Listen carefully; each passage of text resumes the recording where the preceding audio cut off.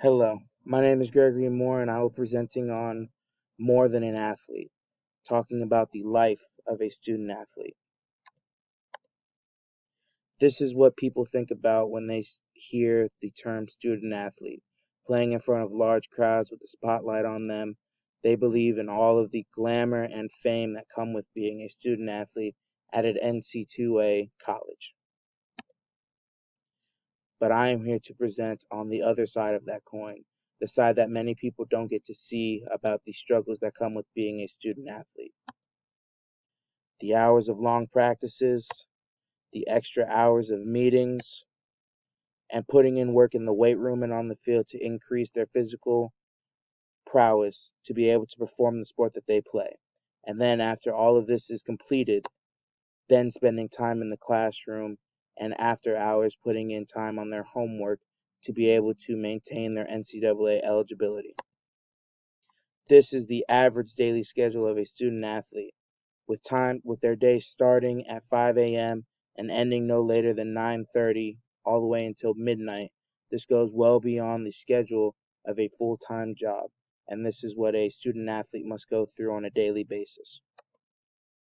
The NCAA has presented numbers showing a steady increase in the number of graduates that are student athletes at their universities.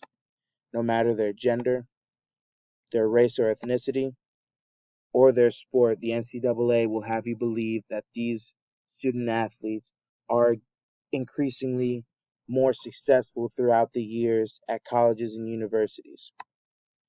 But these better results still hold the same concerns.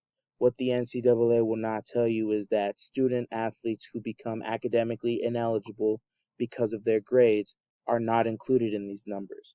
And so, therefore, these numbers are skewed, only showing the student athletes with the same grades that keep them eligible, which increases their chances of graduating.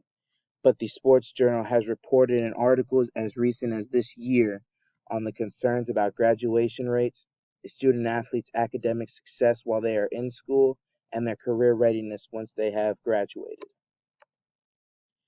These student athletes are divided up into three categories.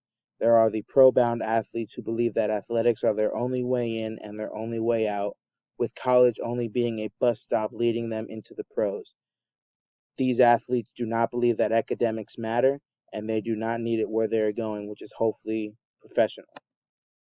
Then there are student athletes who believe that athletics was their way into college, but now that they have made it to college, they believe in taking full advantage of college's social extracurriculars. And they believe that this is living the dream and enjoying themselves, and that this is a 4-year party until last call eventually comes. Then you have the ideal student athlete that everyone should strive to be. Those who work hard and play hard on the field with their sport, in the classroom with their academics, and in the community maintaining a healthy social life. So the question is, how can we help these student athletes realize their academic potential and help their success both in school and once they have graduated with their careers?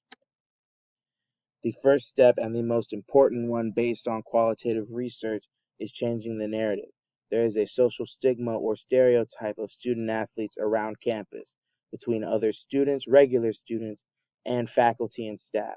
They believe that because of those first two categories that were aforementioned, student athletes do not care about their schooling, they do not care about their academics, and so why should these faculty and professors care about them? We believe that increasing the interaction between faculty, staff, and these student athletes will show their willingness to learn and increase their chances in success. Integrating athletics and academics will also be important. Bringing in coaches who hold a more demanding figure in the student athletes' lives will increase their importance and increase their chances of success. And finally, with career readiness, starting it earlier. A lot of the concerns from interviewing student athletes is that they have so many mandatory tasks throughout their daily lives, which we have seen, that there is not time for what they believe is voluntary career readiness. So starting this earlier in their college careers will create less time constraint, as well as making it mandatory. having them realize that this is just as important as going to class or going to practice, because more readiness will lead to less stress in school as well as once they have graduated. Because the important thing at the end is that we have these student athletes graduate with a high GPA and ready to take on any career that they have, whether that be professional or entering into the workforce. We want student athletes to be successful in whatever endeavor they encounter. Thank you.